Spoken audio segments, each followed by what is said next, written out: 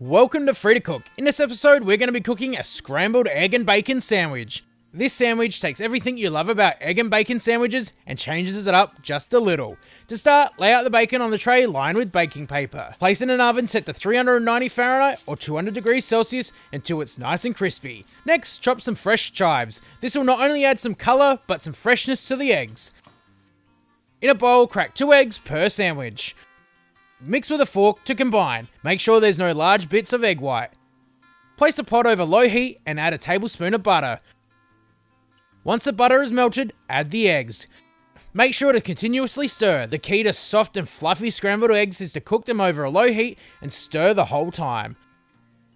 After about 3 minutes, the eggs should be starting to show the first signs of scrambling. From here on, it's important that you don't stop stirring.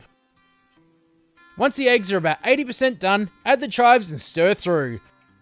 Take the eggs off the heat, they'll finish cooking while you make the rest of the sandwich. Put 2 slices of bread onto toast. Take the bacon off the tray and set to one side.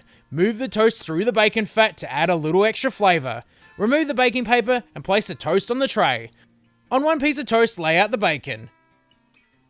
Spoon on the scrambled eggs, season with pepper.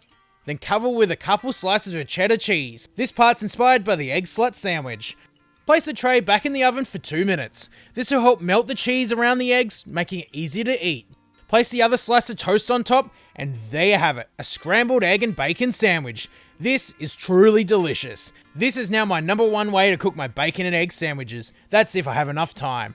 If you found this recipe helpful, don't forget to share it, subscribe to the channel, like us on Facebook, follow us on Instagram, and if you have any recipe suggestions, leave them in the comments.